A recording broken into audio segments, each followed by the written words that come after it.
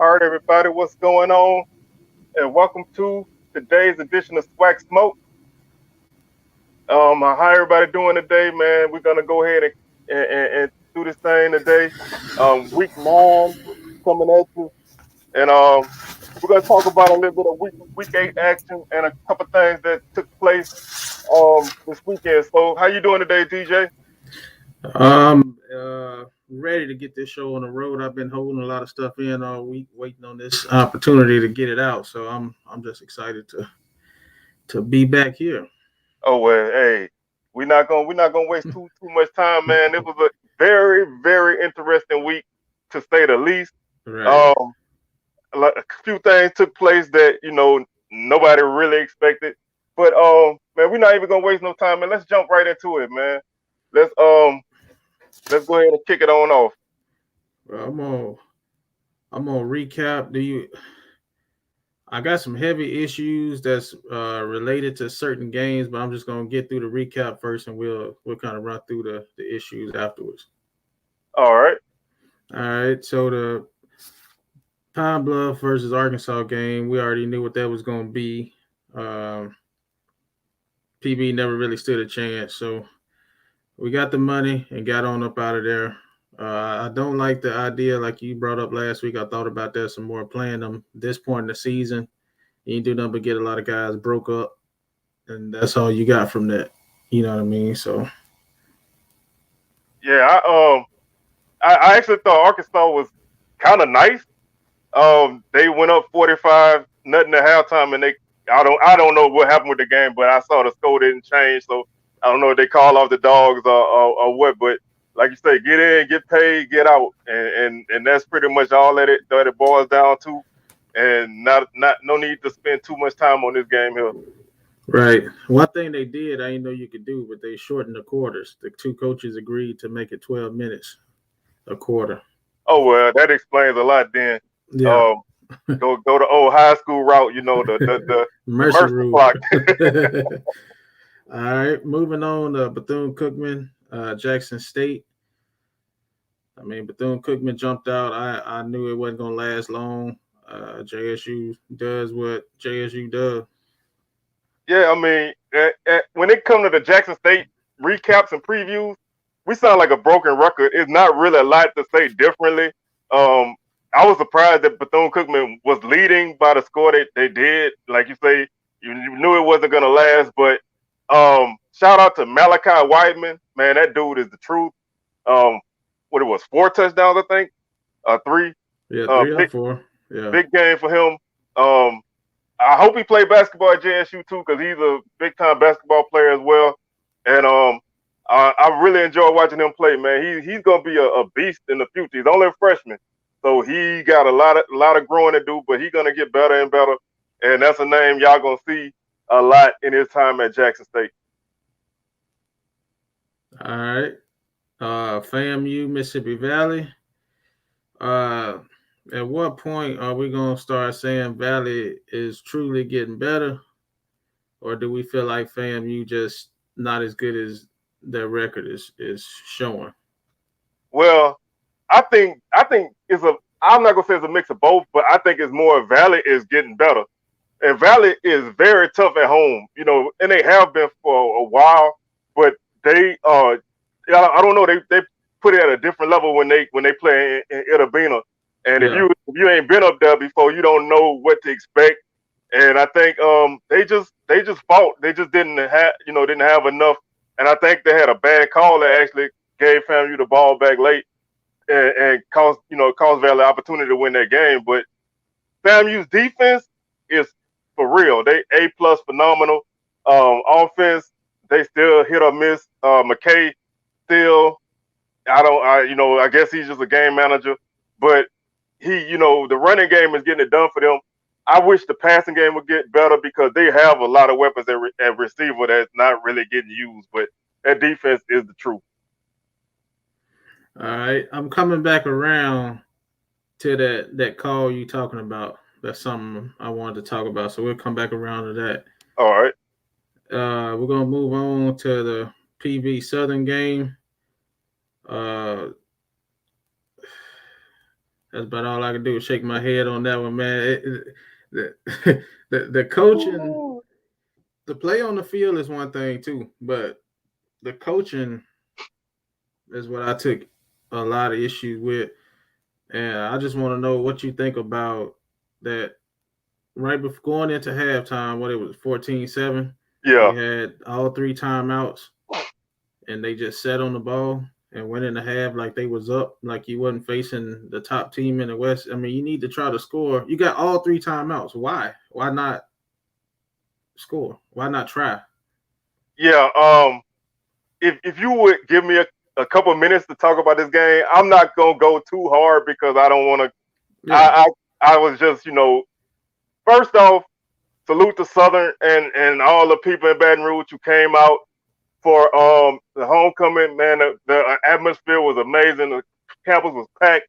It took an hour and a half to get on campus for some people. I saw people at the game that I hadn't seen in years. Stadium was pretty much full, and then the game started. Um, Southern got two interceptions early, and I thought they were in business. I did not understand what they were trying to do on offense. They had a 4th and 1. They line up in a tight formation, and then they run a jet sweep out of that. That you haven't worn down the defense at all, and Prairie was able to get the stop. Like you said, the late before the first half, they caught. They didn't have any sense of urgency. After halftime, the team came out. I didn't see any energy. Fumble to kick off, picked it up, got tackled at the 15, interception. Prairie View scored easily, and then it was off to the races. Man, that was the longest second half of my life. I actually was on the verge of tears at that game, man. Y'all might think I'm lying, but I spent the last 12 minutes with my head down and tears welling up in my eyes. That game hurt so much, but I saw something in Southern that I have never seen. At least I can't recall too many times in my life.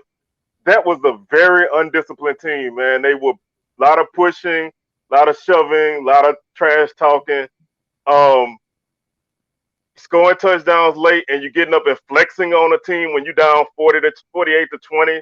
That's not right. You don't do that.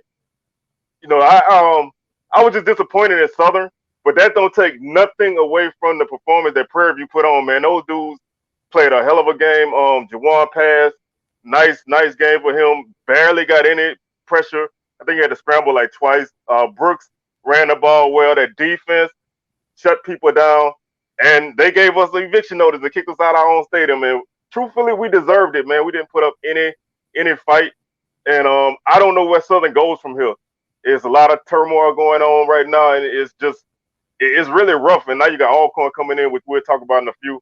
But it's really rough right now. So I don't know where we go from here.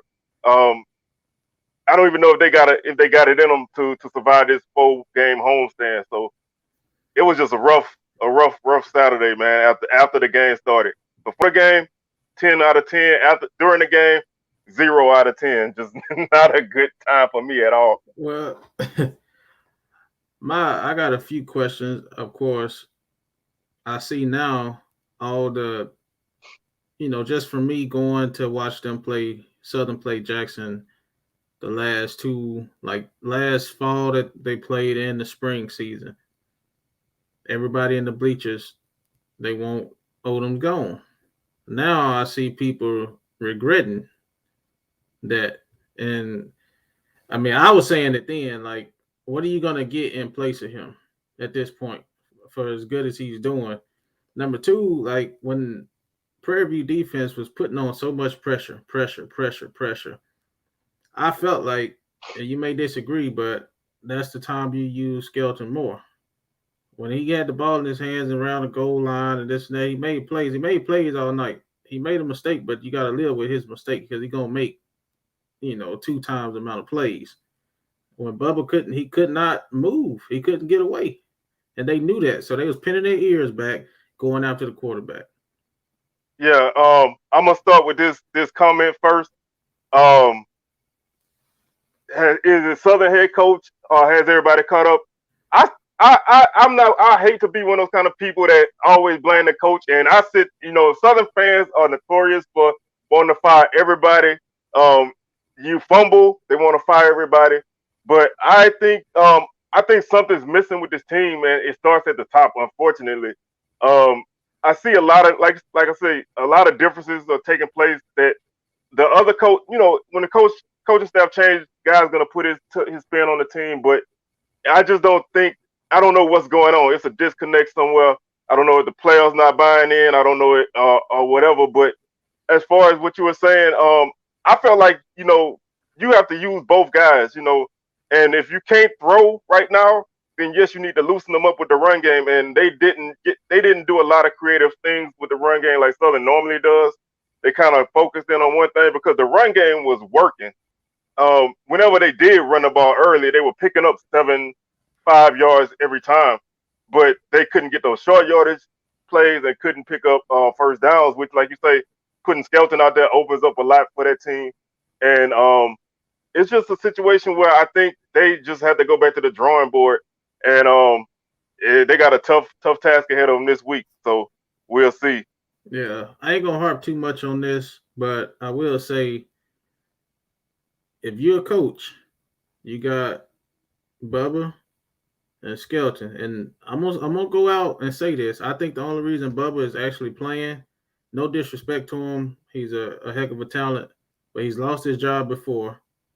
He's not Tom Brady.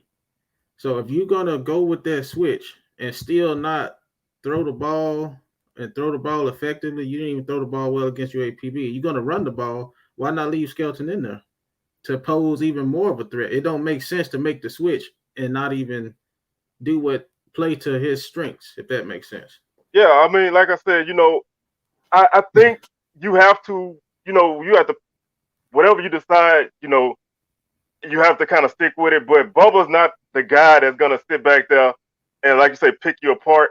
He's still a young quarterback. He don't even have a whole lot of experience.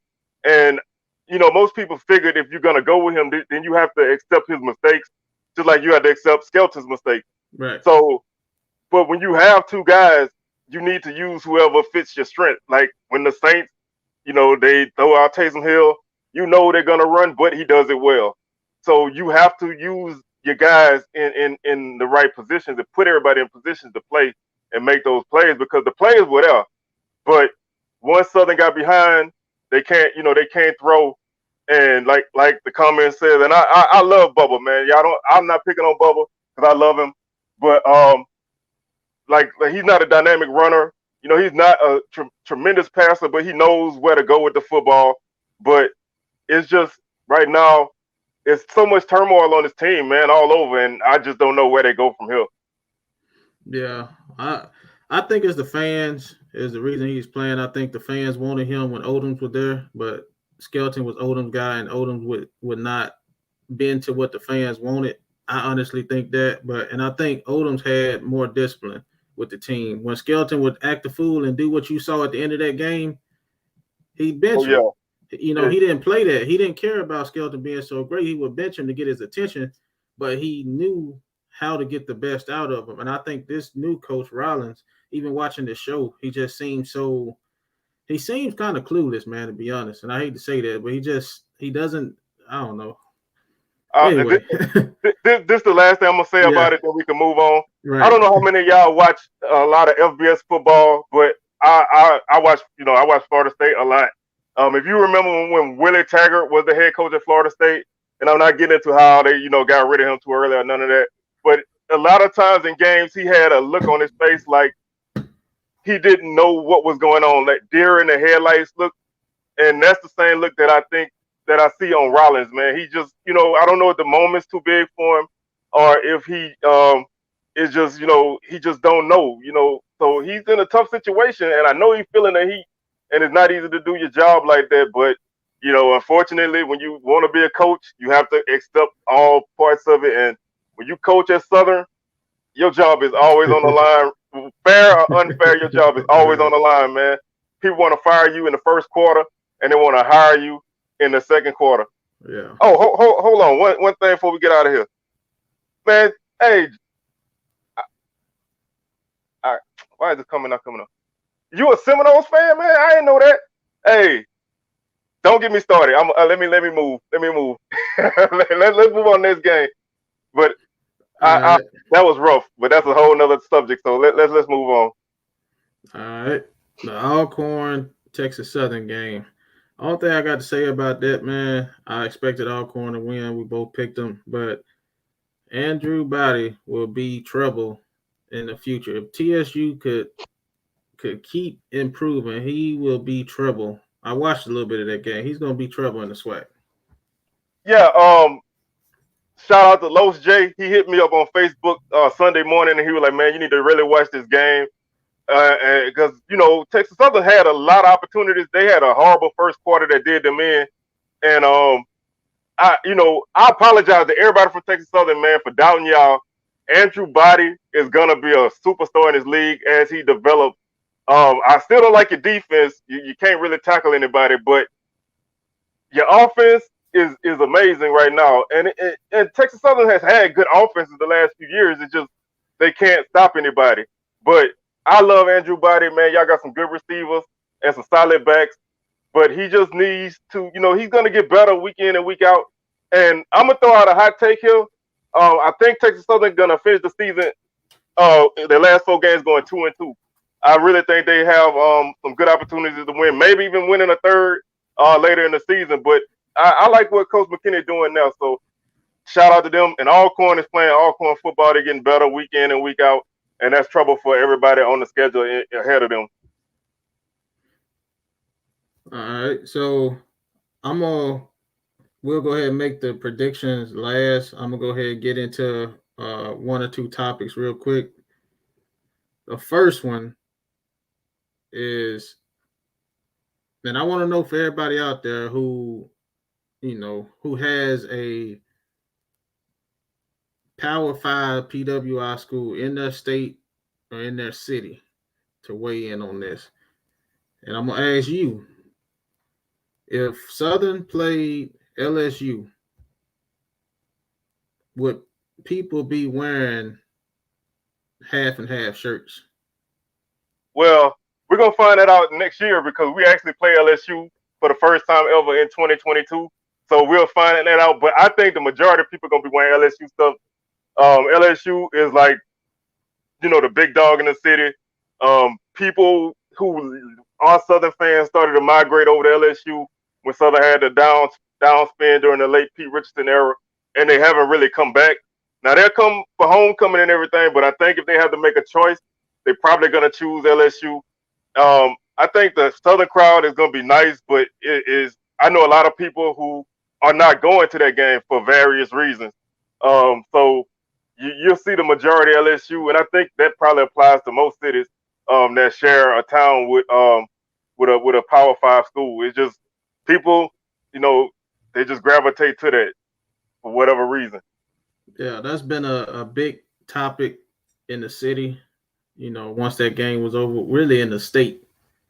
But I honestly can't understand for the life of me, if you're an alum of UAPB, why are you wearing a half and half shirt? You never saw any Razorback fans, like the people from up there and the people that don't look like you, they not wearing half and half. Why are you running to wear they stuff? I don't understand that. It don't make any sense. And it's bigger than just that. I mean, that's a big piece, but at the same time, you're looking at recruiting students, recruiting athletes. Like, you want to make a statement that, okay, we are PB, we the Golden Lions, we're gonna have a big section. We're going to show up and show out and put on for this university. I'm not saying you can't be a fan of U of A, but in that moment, you need to show up. What if there's some guys that's third on the depth chart up there in Fayetteville, and they see the crowd and the band, they see everything the HBCUs bring? Okay, you might be able to get some people. But if you got all your alums dressing in U of A stuff, they like, oh, shit, I don't want to go down there. They ain't got no fans. They ain't got no support. So I don't understand that. I don't get it whatsoever. Yeah. Like I said, I hate to keep saying this over and over, but I'm a Florida State fan. I've been to a lot of games, but like my mom always used to ask me if Southern and Florida State play, who I'm with. I'm with Southern, even though I know Southern, probably gonna get skull drug. I'm a Jaguar through and through, so I'm wearing my blue and gold, and I'm representing. And the same, the same thing. I think is like that, But I know a lot of people gonna try to ride the fence, but I think in this moment, you really need to show up and show out. And like I know a lot of people in Mississippi, they the comments here, they say, it won't fly like Right. that. And it's true, they don't call them old piss for a reason. So they, that hatred run deep, or at least the disdain runs deep. And in Louisiana, it used to be like that. But from 2003 on, that new breed of people, it changed. And very few people feel like I do. My house, my daddy would not allow us to even say LSU in the house. So, I hated LSU for a passion and didn't honestly know why Yeah. until I moved out. I moved out of state, and then that's when I realized, like, hey, what's up? But I still don't, But it's gonna be interesting to see. I honestly can't wait for that game. But a lot of people in Baton Rouge, they don't want no parts of it. Right. I'll see what Los J said. Now, in instances like, okay, I have a kid that goes there, or we do have Dante Wesley, who played 10 years in the league. He actually played for both. Those people I get, but we talking about majority of people there didn't do it. You know what I'm saying? So I don't get it, but it is what it is. And I'll move on to the next topic, and that's the call by Coach Dancy. A lot of people don't agree with that call, and maybe that's why I'm not a coach, but I agree 100% with that call. My reason, if I'm a true underdog like they were, believed to be an underdog, you pretty much know you are an underdog, and I got a chance to pretty much go with it. I mean, go win it. I'm going for it. I'm not playing safe ball. And who's to say if he kicked the field goal, what kind of kicker do they have? Who's to say that you're going to get that? So if I'm even and I feel like I can score with that team, I may play in the overtime. But if I'm Valley and I got a chance to beat somebody like that, I'm going for it. I don't take no issues with the call. I definitely have no issue. I feel like anytime that like you said, if you're an underdog, your chances of winning are slim to begin with. So what difference does it make if you don't get it? You're not gonna be out of the conference race. Your fans not gonna really, they're not gonna riot. But Wow. I think you go. I think you take the chance, man. Because if you score that upset, that boosts your team even higher in the stratosphere. Valley already is on the upswing, and coming here said that Valley got a damn good kicker, so maybe they should have kicked it. Maybe they should have, but I think still not automatic. Yeah, I think you go for it. If you get it, great. If you don't, you just fight. You didn't fought this hard, then I think you go for the dub. And see what happens. So you just never know. Right. Scared money don't make no money. That's how I feel. But like I said, that may be why I'm sitting at the house talking to you right now. I'll probably be fired in one day. So y'all would probably hate me more than people hate Rollins because I know I'd be horrible. So yeah. I see everybody they like Valley kicker, which I'm not saying that they had a sucky kicker. I'm just saying like I didn't really know, but it's just like I would go for it in that situation if it was me. Yeah, I think you just, you playing a team like FAMU, you got a chance, you do it.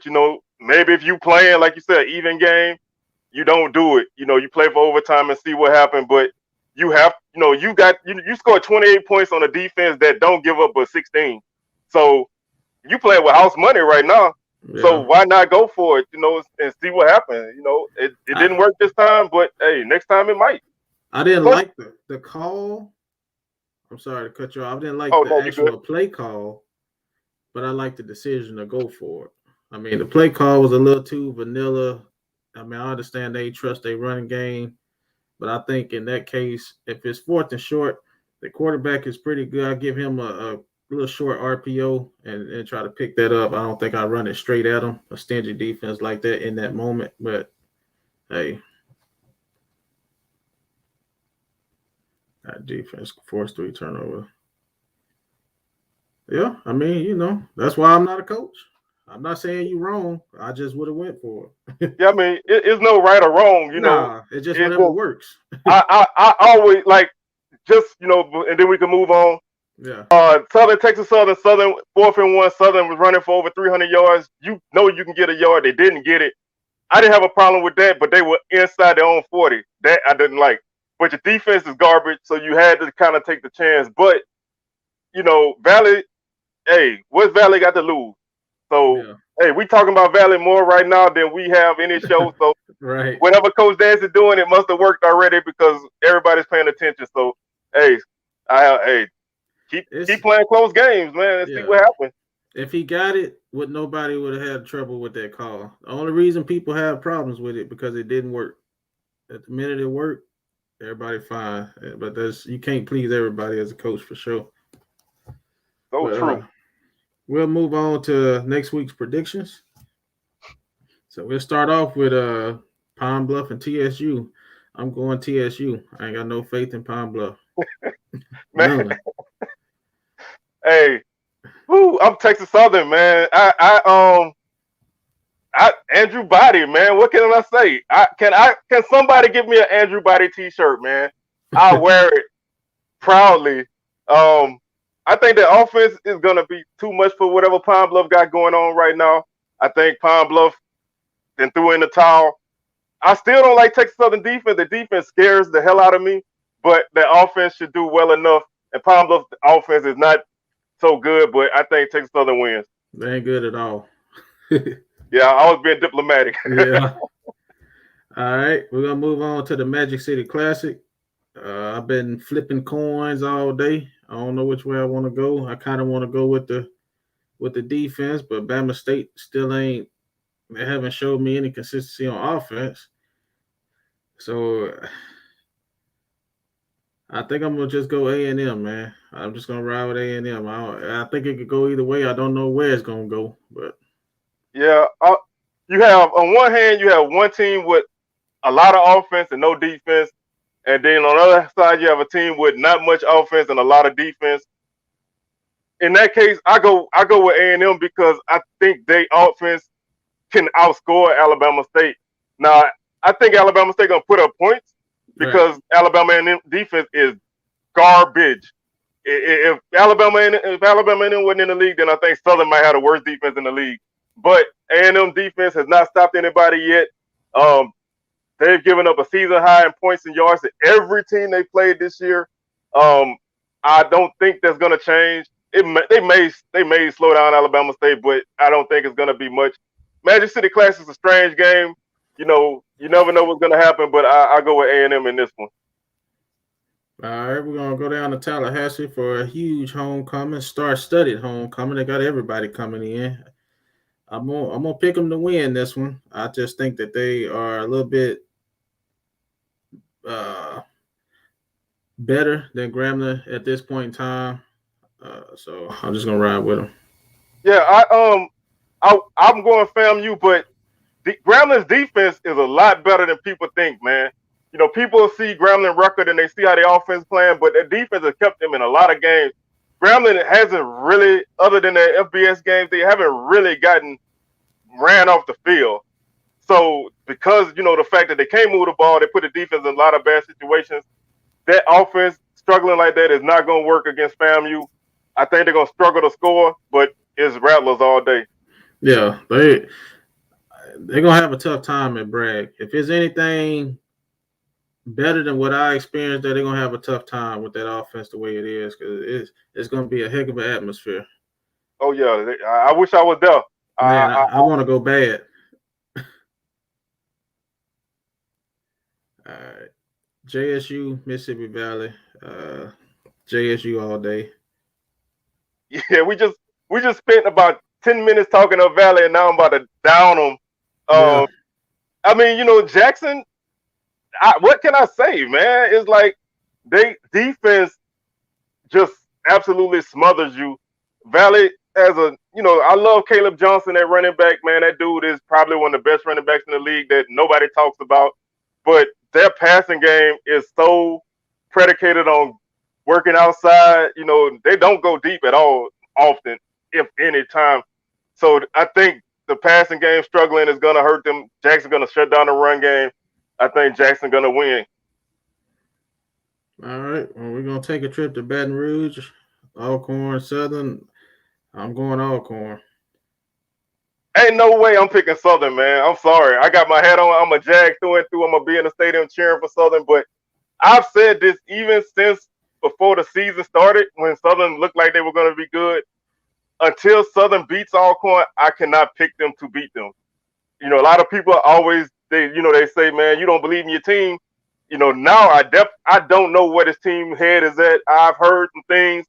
I really can't talk about it because I don't know if anything's true or Right. not. Rumors are swirling, but I've heard some things that if they're true, they concern me greatly. Um, I think Southern is they're at a crossroads. I don't know if Southern got no heart right now. If they got heart, they're gonna at least play hard. Um, if Southern can run the ball, they got a good chance. But right now, maybe it's recency bias, but right now, I I gotta go Alcorn, man, and I know a lot of Alcorn people gonna be at the game. I got a lot of Alcorn family. I know they're gonna be at the game. I got an uncle that's Alcorn to death, but he ain't been to a Southern game in like 10 years. I bet he show up. Um, Everybody gonna be there. So Southern, the stage is huge. You got a chance to redeem yourself, but I think Alcorn pulls it off. Well, that'll wrap up the predictions. I'm gonna put you on the spot. I don't know how much you've been paying attention, but who you got top two bands you heard this year? Um, I so far I've only heard three bands because I haven't been to any Yeah. road games other than the Valley game in Jackson. And Valley's band is they try.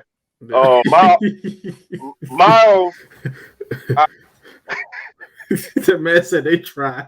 they do, man. I I'm sorry, man. I hate to go on tangents, but we were Yeah. sitting in the stands, and my wife was like, "Oh, they sound good," because she was, a musician or whatever. Yeah. And then they started playing more songs, and she was like, "Oh no, never mind." Yeah. So they tried. I got to give them that. But Miles, they got off on the wrong foot in the stadium, and Southern fans just booed them. Prairie View put on a good show for the homecoming game. So I I mean obviously Southern and Prairie View because I haven't seen anybody. I know I see the Sounds of Dynamite this weekend. Um and hopefully the 100 comes to Baton Rouge. I know the boom gonna be there. And if there's any Grambling people out there, man, don't hurt me. But I do not like y'all band, man. Only thing I like about y'all band is that big bass drum. So as long as y'all bring that drum in the stadium, I'm all about it. But that I don't have a lot of bands that I watch, Right. so that's how I feel. What about you? Right now, somebody that I started band that I've learned to like since the spring, and I think they pretty slept on is Alabama State. I watched them battle the Marching 100. Alabama State actually outperformed them, outplayed them, in my opinion, and the crowd pretty much said the same thing. But yeah, of course, I've heard Southern this year, but I say Alabama State is kind of one of my hidden gems as far as SWAC bands that a lot of people don't talk about. Oh, we got a Grambling night in here, man. I got to let him represent the world famous Tiger Marching Band. Um, hey, y'all do y'all thing sometimes. I'm not gonna front, but as a rivalry thing, I just I can't do it. But salute and shout out to Grambling, man. Hopefully we have a good classic. But I I think bands make the atmosphere and the atmosphere. And I just want to jump back on the atmosphere homecoming real quick. Um, the bands really set it off. That zero quarter was great. Both bands went at it, and throughout the game, a lot of battles, and I anticipate more of that. And I wish we could have more games like this. I really hope more people come to the game this weekend. Don't tune out because they lost homecoming, but that's what I like in a home atmosphere. Um, you just got to keep the fans engaged. But like you said a couple of weeks ago with the FAMU atmosphere and the Jackson homecoming atmosphere, though that's what gets kids on campus, man. y'all don't. Sometimes fans don't realize how much a part that they play in getting those kids on Of campus course. when they're on recruiting visits. You know, they see the crowd going crazy. They want to play in that atmosphere. So show up and show out. You know, we know you look good. You ain't got to sit pretty all game. So Yeah. show up and show out. It's okay to cheer and yell. All right. One last thing I got, and then we can get out of here. Get ready for this Thursday night game. Why is it? Because I'm glad you said that. You hope people show up because they lost homecoming. If LSU lose homecoming, USC, whoever, they're not going to lose any fans. Why is it that HBCUs lose a couple games and don't nobody show up no more? Why is it? Ooh. Oh man, you throwing a haymaker right there. I think a lot of our fans aren't necessarily fans.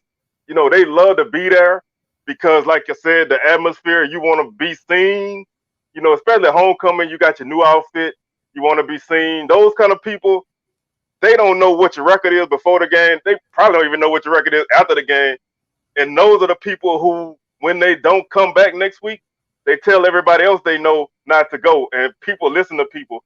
You know, word of mouth is huge. And if somebody has a bad experience at the game, maybe the ticket takers took too long to tear the tickets, maybe concession line was too long. You know, any little thing turns people off. And a lot of people are there for the band, which hey, I ain't got no problem with it. Whatever gets you in there is what gets you in there. But you have to be committed at all times. Like, I know that, you know, I've had people sit by me, and I sit in a general admission area because I sit in the end zone. I like to sit there, but that's where I sit. And a lot of people, you know, there are new people every week because that's where they get their tickets. And I have a lot of people sit by me who don't cheer. They don't understand when to cheer. They don't know why I'm screaming at the top of my lungs when a guy is lined up in the wrong position. And it's just, you know, it's you have those couple groups of fans, and like this coming here say, a third of the fans don't understand football, so they just there. Other third, you know, they there for the band and football. Then you got that third of people like me who I love the band, but honestly, I don't even pay attention if we losing. I don't know what happened at halftime because we was losing, but it's just so many different people at games, and I think that social element is what does it, because I've been to a lot of, you know, PWI games, you know, major college football, and those people turn out, you know, and that's a stigma that black college football have been fighting, and I don't see it going away. You know, halftime is what people come for. You know, everybody leave after halftime. You know, it's an uphill battle. You know, I hate that you have to win. I mean, winning is what keeps you in the house, but everybody can't go undefeated. No. Somebody has to lose every game. That's just the way the game works. So it might be a possibility that your team loses. Now, you can be upset, but I feel like, and this is just me, I feel like you owe it to your team. If you're a fan of your team, you owe it to your team to come back the next week and cheer them on again, because if they lose, you just gonna sit there and watch them lose. But if they win, you're gonna hop back on the bandwagon like ain't nothing. Especially, you know, I doubt that it even happens. But if Southern was to find some kind of way to win these last 3 games, all those people who didn't come to homecoming would be at the Bayou Classic. That's just, you know, people love Bayou Classic, homecoming. You know, whatever your big game is at homecoming, that's what they're there for. So that's pretty much how I feel. Yeah, it kind of sum it up as your old lady only with you when you get your paycheck. Oh yeah. After that, she gone. So that's essentially what you're saying. And if anybody this coming here, I got to really talk about that really quick. If you go to Mumford Stadium, I don't know, Southern doesn't do things consistently, but last week they had a bar at the game, and I kept them in business. So hopefully, you know, if that's what get people to the game, Mumford Stadium does sell alcohol. So hey, come and get your drink on inside the stadium and not just outside. Alabama State do as well. And they keep a good crowd, so maybe that's true. Yeah, I've been there. They sell alcohol too, so maybe we got something to this theory that alcohol gets people to the game. So because Alabama State always has a nice crowd, so maybe that's what we all need to start doing, within reason, because some people just don't know how Yeah, to they act. get crazy. Yeah. But all right, man, that's all I got for this week, man. I appreciate all the comments, all the interaction, man. It's getting better and better. Oh yeah, I'm and enjoying it. y'all help drive the show, man. Because we do this live, we do it because of y'all, and y'all just y'all make it fun. So I appreciate if y'all whenever y'all check us out, man. We love it. Like I said, if you come into the game on Saturday, I'll probably be lurking around the campus somewhere. So say hey. My mama said she'll say hey to me, so at least I got one person that'll talk to me. But if you're going to the game this weekend, man, y'all please be safe out there. It's crazy right now. Y'all just be safe, and we'll be back next week with another show. So thank you very much.